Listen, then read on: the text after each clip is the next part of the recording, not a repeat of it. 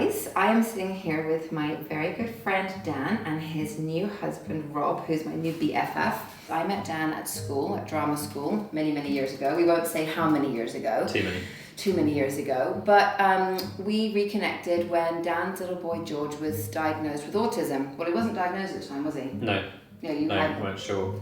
You weren't sure. So I got a phone call or a message out of the blue just saying, hey, remember me from school? I have a few questions about autism. So we just kind of started on that conversation, and a few Zoom calls later. And yeah, we reconnected again and been in each other's lives ever since. Yes. George was very tricky at the time, and I didn't really know what was going on, but I felt something inside me said, George isn't happy, and there must be a reason for this. How old was he? He was, I think he was even 1.5. There was quite rigid behaviour. So, you know, for example, if something changed in a room and he didn't like it, he would just stand staunchly still, but for way too long than I think an 18-month should be able to almost. And then, you know, I had an elder daughter, so Connie, as you know.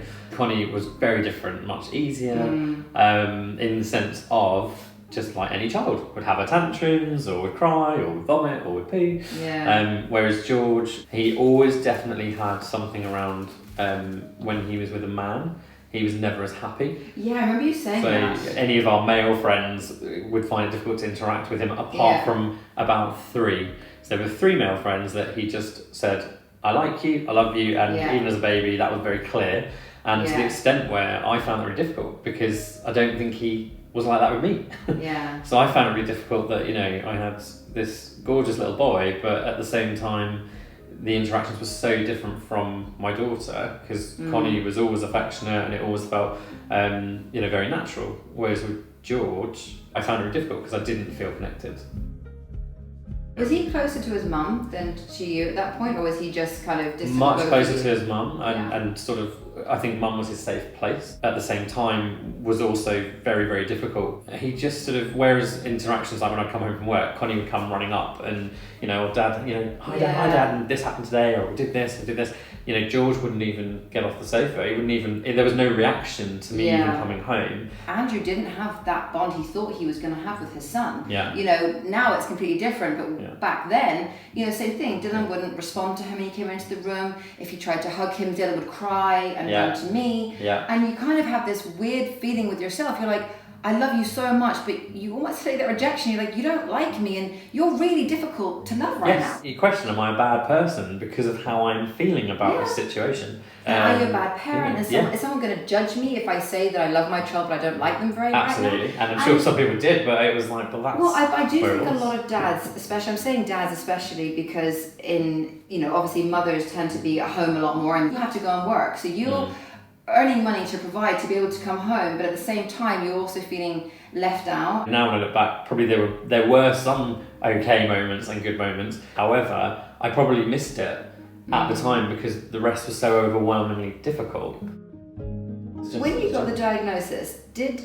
it take you a while for it to process in your head, or were you kind of just a bit like, okay, that's fine, that's what it is? Actually, I felt relief quite quickly and early on that there is something that needs addressing, because all I cared about was I want to make George happier because these things upset him. So I think in my case it was, did I accept the diagnosis? And the answer was I accepted it very much so, in the sense of we're getting help. We're getting help, and also I'm trying to understand this to make him better. I think many at the time accepted it, but it maybe found it hard, and I think was fearful of what it meant and what that was going to be in our future. He had sometimes what I call tantrums that I think were very much a normal young toddler tantrum, and he could come out of that. But then there were other things that just affected him in this sort of very dramatic, very overwhelming way that was difficult. As an example, you know, I'd come every morning was like Russian roulette with breakfast, because it was like, why does this happen? So he wouldn't necessarily be happy, but he wasn't kicking off or sort of having a problem. But then I'd come with the 2 cereal bowls, and there was a little green table in the playroom area. The 2 of them would sit out on these 2 little chairs, and I'd come down with the cereal bowls, and some mornings that was fine, and he would start to eat because he really clearly was hungry. But other mornings, he would just, as the bowls went down, from a complete sitting perfectly still position, and it was milk and Rice Krispies, and to the extent of having to buy a mat thing. I'm laughing because I've been there. I'm sure a lot of you guys have been there too. It's like, and of course, some days it was sort of almost you care. You're walking on eggshells. Why what's upset him, and I care about that. And then other days was pure and utter frustration of I need to go to work and now we've got to clear this up, or like why is this happening? Or I'm trying to talk to him like why have you done that? And equally that mix between but almost you shouldn't be doing that and that's naughty and I need to try and correct that behaviour. Yeah. And of course then it was only gradually that I was determined after speaking to you and you told me to read certain books, which I did, and then I was like, well, something's doing that, so I need to work that out. And it was like I became a detective on everything with George. It was like, well, something's happening here. And it was essentially, right, what I realised was, so if these were the two bowls going down, this is George's, this is Connie's. Now, even though they're coming down at the same time, if Connie's bowl touched the table how interesting. just before his, so his wasn't first.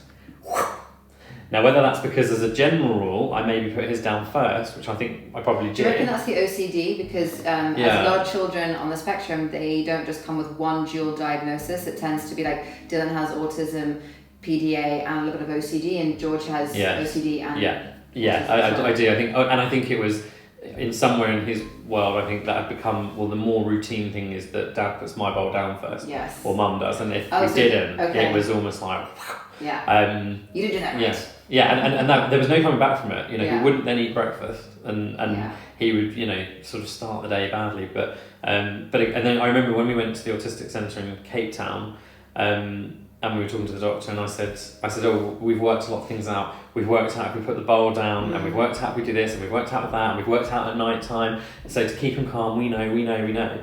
And she just said to me, and how many rules do you want for him when he's 10? And it was in that moment I sort of went, oh gosh, I wonder if I'm trying to get this wrong now. And I said, well, what do you mean? And she said, she said, well, you're now living by rules that your son is orchestrating to you, and he's 2. That's a really and good she sort of point. said, so where do you want to be at this time? And her point, I think, was, like, again, every child will be different. Her understanding of George, might be different to another child, but she felt, because of his age especially, that you have the chance to change this. But she said, but you've got to go through the pain barrier, and that's how she used that word. You've got to go through the pain barrier. It actually is, because the brain is so adaptable from like 0 to I think 5 or 6 when they become more set in their ways. That is the time to just, and it is the pain barrier, and you have to go through a lot of hell to kind of get to where you are now. So I think one of the best pieces of advice she ever gave us with George in his case was, he clearly struggles with variation. He wants and is looking for everything to be the same, whether that be the cereal bowl or the food or the plate or the whatever. She said, so the best thing you can actually do is, in the smallest of things, vary it up for him, because then you'll be teaching him that life is variable. So, because our biggest issue is when we went outside the house. We've been told we were bad parents. We were told, oh, look how awful that child is, and called various names, and people even swore at different points, and that was very hard to deal with, both for our child as well as for us. But the biggest piece that she gave was the variation thing. So as an example, with Connie, it would be brush your teeth, go to bed, read a story, turn the light off, good night, off we go. With George, it was do 20 that. pages. With George, it was do that one of the days, and then actually it was the following day or 2 days later. You do that for 2 days, and then on the third day, it was put him to bed and just let him go straight to bed, as a child will do. Turn the light off, go downstairs, which was a pain again, because you're tired and you've been at work. And you're like, I know he's going to come down crying, and this is going to take an hour longer Well, the point was, we're going to upset him now, which was we would then go back upstairs, well, that's so put hard. the light back on and say, right, George, you need to go and brush your teeth now, so we can do it. Did you do that? Yeah, so it was gosh. teaching him that even in the smallest of things that could be the most routine things you actually want your child to do, it was actually allowing him not to, so that we could then... his understanding was, nothing is the same. Today I might be brushing my teeth before I go to sleep, go into the bed. Tomorrow I might be in the bed. Well, I think I missed the boat on that one. I didn't do that. I probably didn't tonight. I got toothpaste in my eye. But again, I think is as well, and that was something. It's very much. I felt like it was great that we got support, because I think that might not work for every child either on the spectrum. So I think it depends on where they are. I do think that, as a general rule of thumb, and this is what I have been told as well, is you do need to change it up. So what you did is actually right, because life doesn't always go to plan. No, but obviously it's hard, because then it might be an hour of sort of comeback on that, but gradually over time it sort of became that seemed to help him. You and George have the most unbelievable bond now, and from going to where, and it makes me quite emotional thinking about it, because it's like you loved him so much, but you found it so difficult to bond with him, and now, like, how did you bond so I think it was the more I understood stuff, so when I was like reading the books and stuff, the more I understood. It's obviously all George, but it was almost like there's elements that George wasn't in control of. Yeah. Not that a 2-year-old is generally in control anyway, but that he wasn't in control. So it was I think a deeper understanding of what might be going on for him. Understanding that things coming at him was a lot harder for him than it was for us. So trying to see it more from his point of view, I think, and put myself in his shoes. As we then went into sort of making certain changes, the variation piece, and also the diet in particular was a massive change for us. So as you had said to me, but also then as the doctor in Cape Town said, right, you need to ideally, I think you should take him off dairy, the gluten, to make him gluten free, and take him off that and see how it goes. But also don't expect to change straight away. She said it will take time. It's in his system. It needs to go out. And I think it happened quite quickly within maybe 6 to 7 weeks that I saw a change. He was calmer. And it was probably about 3 months after doing that diet piece, which you almost might think, well, is it worth it? Is it doing something? But the turning point, I remember clear as day, was I came home from work and Connie ran up as usual, hi Dad, chat, giving me a cuddle, and I'd pick her up, cuddling as usual. And it was the first time that George got off the sofa, came up, and he didn't come and hug me, and he didn't come and sort of interact in the same way she did, but he came and stood. Yeah. And he was looking up, and he was just sort of watching that interaction. Yeah. And then it happened the next night. I think about a week later, I remember she was cuddling me, he came and held my hand. Oh. And that was probably the first real time he'd shown proper affection. Yeah. And then from that minute on, it just became very normal. Like he wanted the same as Connie. I'm not sure he got the same feeling that Connie got from that. Yeah. But I think he wanted to feel that he was that. Yeah. And then gradually, Thomas the Tank Engine was a massive part of helping George understand emotions, and some books I read, I think it might have been the one you recommended at the time. And he still wasn't talking at this point, but he could definitely acknowledge. And he was just, because he was calmer. So you were able to start spending that time. Talking was difficult because he didn't really speak so much. A few speech therapists, I just think he didn't like them. He made that clear, and that was hard. That was hard for me having to say, you had to trust your parental gut instinct again. Yeah, it was like, I don't think he likes you, but don't worry, he doesn't like me either. And he was sort of saying, right, but we need to find the right person. And when we came back to England, we moved back to England because we sort of felt we needed that support more from family network and friends. And he had a report they had done just before we went to proper school saying he has the ability to speak but not the inclination, advised his family to learn sign language. Now, the answer is, if I'd had to learn sign language as a family for George, I would have done it. Yes. But it was the way that was written for me. He has the ability but not the inclination. So my response to everyone was, then we need to work out how to get him there. Yeah. Because otherwise, he might never, because we learn the sign language almost. You won't have the inclination, so you never will. And I know a few of the doctors didn't think that was right. But I was like, we've got to unlock this. And I don't think we found the right person. And Rachel came along, speech therapist, and she was wonderful. And she walked in the room and it was just so obvious, George likes you. And I think within 2 weeks of time with her, he started speaking. What age was he when he started speaking? About 5.5, 5. Yeah, that's about the same as Dylan as well. But it came out originally, he sounded like he had a Chinese accent. Dylan was American, he wasn't Chinese. So it's just not what you expect when he suddenly speaks. And then probably about a month of that, he then sounded, a lot of people would ask, is your son deaf? Because he had like a glossal, because I think he had to concentrate to get the speaking out. And even now, now no one would think anything other than I hear sometimes, especially if he's tired, I still hear this tiny glottal kind of, it's like he has to work at it. But and obviously that then changed everything. When we came back to England, we still had to go through the whole diagnosis process again. The official because they wouldn't accept Cape Town's diagnosis, because they just wouldn't, 2 different countries, blah, blah, blah. And they, here they're very careful, obviously, and cautious, and they felt maybe South Africa wasn't. So we had to go through that whole process again. And I remember being very concerned and worried that, but if he doesn't get the help he needs, what have we done? What are we going to do, sort of thing, especially if he needs more help at school and things. And we were already doing a lot. So there was change. So it wasn't as obvious to say, well, because some days he might not make eye contact, but sometimes he would. So.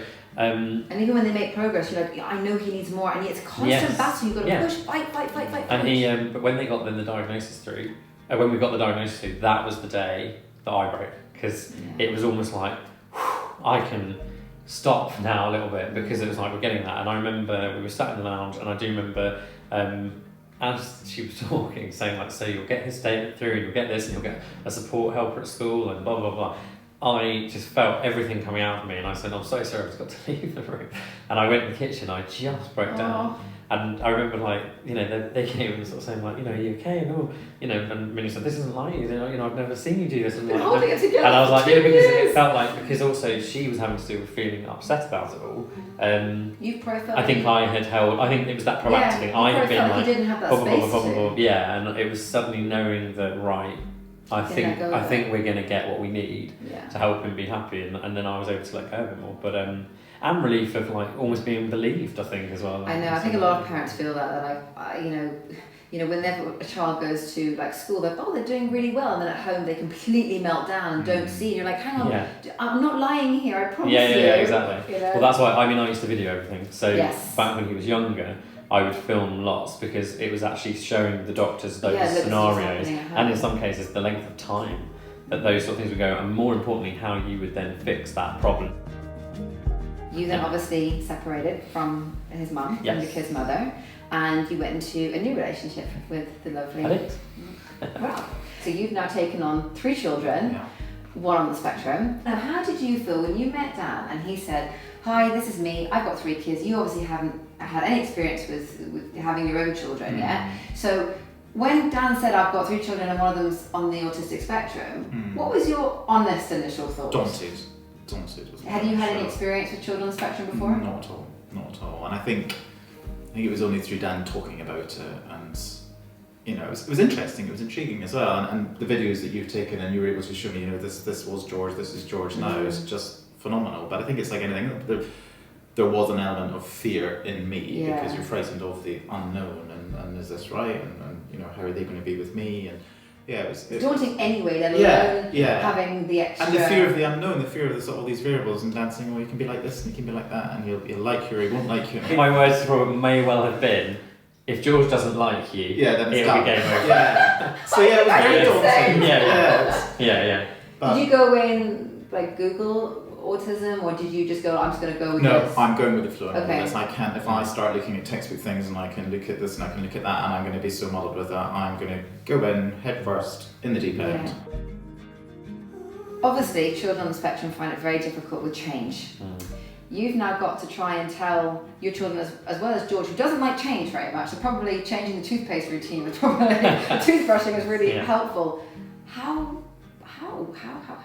I was seeking help through Calm at the time, actually, just to make sure I was getting some support, I think, myself, because it was a big thing going through my marriage breaking down. Because I think our marriage, we both tried very hard. And it was basically, you know, it felt like it was over before it was over, I suppose. And I wanted to make sure I was getting things right. And my mind told me that just be truthful and honest with them, like I always have been. And I had that reinforced through the counsellor I was going to. So once they knew that Mum and Dad were breaking up, so that was a conversation we had together all around the kitchen table, and that it would be alright, we both still love you, you know, it's very sad, our relationship's broken down. And then... How did he react when you told him that? So his reaction to that was, both Connie and George were devastated and, you know, distraught, crying, and it was very much about just having to reinforce you still have got a mum and a dad, and you still have got a loving family, and on whatever level will always be a family. And Ophelia, I think, was more confused a little bit about what's going on. She was younger, and you know, she's about 5.5, and she was, or 6, and she was probably more confused and also more looking to her brother and sister, as she always does, thinking what's going on. George wanted them to be left alone, and he said, I just want to be left alone. And I think it was about trying to figure out what was the right amount of time for that. So he went off on his own, took himself to his room, and then, you know, at the appropriate point, because it did seem like it was a long time. Yeah, you said like, should I go in now? It was about going sitting with him, and you know, I just went and sat with him, and you know, talk to me about anything you're worried about. Talk to me about, have you got any fears about this? And actually, his biggest thing was, does that mean we're going to be moving? Does that mean we're going to live somewhere different? Because I think, again, to him, they would be, if it's one thing that your mum and I are going to be together, but also, does this mean now I'm going to have a new bedroom or a new school or what changes? So it was very much about talking to him, well, nothing's going to change without discussing with you first. Also, the decision was very much made anyway that Minnie was going to move out. She was going into a flat. I would be sort of staying at home with the children. I've always had relationships with women, as you know, and thoroughly enjoyed that.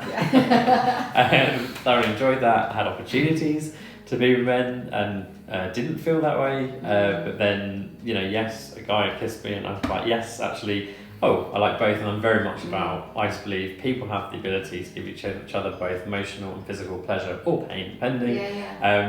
And I was very aware that I was attracted to both men and women through good babysitters and my parents helping as well quite a lot. I was able to start dating again, and I again was very much upfront with the children and said, when I start dating again, at some point I will want to do that. And I said, but if and when I do, I said, just so you're aware, I will be dating men and women. And I'd already been bringing them up anyway, very much about, love is love, and whoever you want to be with, I'll support that when you're older. George's reaction was probably the strongest of the three, actually, because he said, I just want you to be happy, Dad. And that was he was very sort of matter of fact, because again, I think with him, present the facts as they are. Yes. No kind of very black and white. Okay, just tell me which way it goes. Ophelia took her leave from that, almost was like fine, but probably thinking, I don't know what it means, but fair enough. And then Connie, obviously being older, so she was sort of 10 or 11 at that point, or 10 at that point. She was, I'd rather you end up with a woman though, Dad. But okay. Because I just think for her that was a big shift of, and she understands probably about, George wouldn't have known at that point around sex, whereas Connie would. So I think even that was obviously going on in her, well, what does that mean, and all of that. So then was very honest with them, and they said, will you tell us if you go on dates? And I said, well, I'm not going to broadcast it because I don't think it's something you need to be concerned with. I went, but I'm not ever going to lie to you if you ask me a question. And George in particular was the inquisitive one. He'd be like, when we were with Nan and Pa, I was like, did you go on a date, Dad? And again, I just was very honest, but I kept it very light in terms of, it was a nice dinner and whatever else. But then when I met Robert, very much felt, even on messaging before meeting, but then on meeting, felt that Robert was going to play a big part in my life. So I think George asked me, and I said, I've met someone, George. I'm not dating anyone else now. I'm dating Robert. Oh, was he just very much like... Want to know everything about Robert. Inquisitive. Want to know everything about him. What does he do? Actually, George likes cars. What cars he got? Okay. So very important question. I asked and the question myself. He's got a Range Rover and blah blah. But that was also quite important because George was putting himself out there. Yeah, he was putting himself out there. But it was interesting because Connie was upset originally when I said I'm with someone who I'm properly dating someone, and she originally was upset. And again, so much maturity in a little person who's also gone through a lot anyway, but coming up and sitting with me and saying, I'm so sorry my reaction isn't like George's. Because George was like, I just want you to be happy. And what George said, I've never seen you this happy, Dad. I just want you to be happy, that's great. Connie reacted sort of upset, but then came back saying, and while still crying, and I'm going, it's okay, and feel anything you feel, and then talk to me. And she actually said, I'm so sorry my reaction isn't like George's, I don't know why it isn't. I said, your reaction is the right one because it's yours and it's true and it's fine.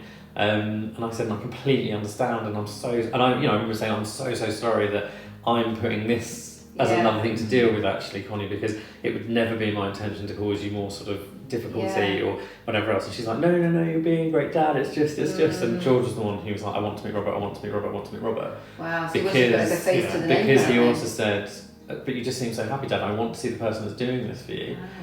And I said, you come as a 3. I said, and you'll meet Robert as a 3. I said, and I hope you don't mind that, George. I said, but we do need to give your older sister a little bit of time to catch up. And I think probably a little bit of badgering from George to Connie behind the scenes, I probably didn't see, but I think it was bribery. Eventually Connie said, "Oh, do you know what? Let's just meet Robert. It's fine." And the council had said put all of that control in their hands. Yes. So they decided when we met Robert. So when they decided where we met Robert. They decided which restaurant. They decided what we were doing, and also he said, as the evening unfolds, he said you allow them to control what that looks like. And you were amazing, because that dinner, it was almost like a question. Ophelia's practically sat on his lap going, no, I'm here, look at me. Don't look at the eyes. And it's difficult not to in a way, because of what she said. But no, it was great. But actually that dinner was so strong that it was almost a shock to me when Connie at the end of that dinner said, there was a whole question about, like, have you seen Harry Potter? Because we watched all the films in lockdown, and Star Wars, what we were starting on, and I hadn't. And Robert hadn't, and they were like, oh, how can you not see Harry Potter? I mean, this is what world have you been living in? And What? then, so that turned into, do you want to come back to ours and watch Harry Potter? Oh wow. And of course, It was because all I- led yeah. by them. Which Yeah. That is amazing. And because obviously what I said to Robert, it was like, we're doing whatever they tell us we're doing. Yeah. And was George like just like? Oh, okay. God, George was right in there. You know, Yeah, George so was- we then went to so then we had to go watch Harry Potter 1. I'm then saying to Robert, the Harry Potter series actually is a great series, but the first one is probably the more childlike and, I'm so Great sorry. And I'm saying, I'm so sorry. Then we're in the lounge. Rob said then- popcorn. Yeah. I Yeah. love this. Yeah, exactly.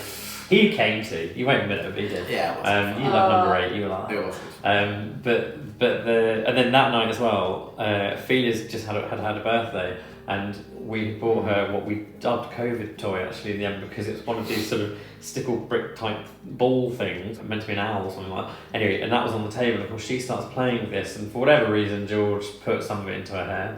And needless to say, I can only tell you, it was only there for seconds, but it was like sort of, and somewhere in the middle of this, I am trying to, without, she's like, oh, I want it out.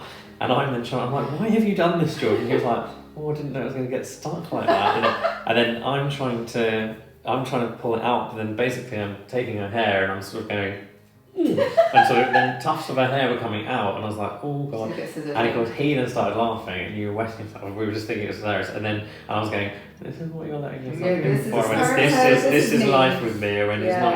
And of course, and Rob was like, but you said it was wonderful, and you're laughing. And then I literally had to say to George, I was like, George, I think you'll go into the kitchen and get the scissors and bring them back very subtly. And I'm having to cut out Ophelia's hair. So of course he's like, this is the weirdest sort of first date ever. And then the children said, do you want to have a sleepover? Yeah. And again, and we questioned that. We had to go into the kitchen separately and question, is it right if you were to stay over? Yeah. But then I kept coming back to he said to control everything, so let them control everything. So Give them And they a sense did. of control. And they did. and you did. Yeah. So obviously, fast forward, you guys are now married. Yeah. You did move. We did. How I'm basing it based on George, just because we're Yeah, talking of about course. autism and stuff. Obviously, for all the children, how was it? Because you moved up to the lovely Scotland, so you've moved away from what they knew, family, friends. How did that go, and what did you do to support George in that? I think again it was just giving as much information as possible, just being upfront and open about this is where we're going. And I think for George a massive thing is timings. So what time are we going to such and such? How long will it take to get there? How are we going to get there? Are we stopping on the way? And it's pre-planning. Sounds like the kids moved in on the first date anyway, so I'm guessing that was the easy part. Pretty much. Yeah. You are very lovable and easy to love. November lockdown happened about a month after that, and they said, where's he going to be? And I said, he'll be in his flat on his own. Yeah. And they said, well, we can't have that. And I think you were already doing a bit of creeping in and out by then. But then about that, and you moved in. And the whole sort of changing variable is sort of letting them feel that they've got an element of control. Yeah. And, that's true. With also that they are children. Yes. And we are the adults. And and that is hard guidance because when it's child-led, you're like, yes, it has to be child-led, but I'm also the adult, and this is also my life as well. You can't give your whole lives over to them and be like, yes, you're in control now. Yeah. So, but how is it now that you're married, you have 3 kids, how do other people respond to you? Amazing, actually. When you're out the and majority. about? Very lucky. Yeah. Very lucky. Well, I think it was difficult actually where we were living, which I guess is my old life, if you like. There was a little bit of friction there from a few people towards, actually oddly more towards Robert than me. Okay. So I would have understood it maybe a little bit more if there was animals to me, or like, we don't understand it, or you must have always been gay. And I was like, that's not how I felt. That's not how my life went. So I think there's a lack of understanding in that, because I'm challenging what they have as their boundaries, and I respect people have different ones. But there was oddly a bit more strange behaviour towards Robert, and it was almost like they wanted to see the children not reacting well to Robert. And on the contrary, now the way we combated that a little bit was we sort of said, actually, we've got nothing to hide or be ashamed of here. I didn't sort of break my marriage up either, and everything else. So we would go to do the pickups at school together.